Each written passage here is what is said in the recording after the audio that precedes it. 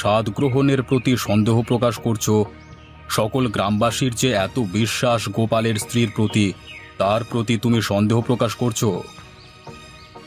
না মোড়ল মশাই, সেটা বলতে চাইছি না, কিন্তু এই প্রতিযোগিতায় কিছুতেই গোপালের স্ত্রীর বিজয়ী হওয়া সম্ভব নয়।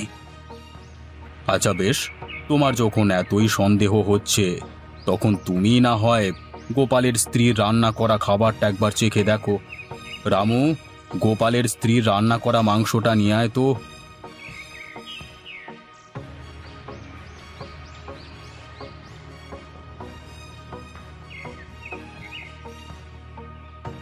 নাও নগেন, তুমি একবার পরখ করে দেখো তো আমি ঠিক বলছি কিনা। ওরে ওরে বাবা রে, এ তো অনেক ঝাল হয়ে গেছে। আমার অতটা ওষুধ মেশানো উচিত হয়নি। ওরে বাবা, আমাকে কেউ এক গ্লাস জল খাওয়া রে বাবা।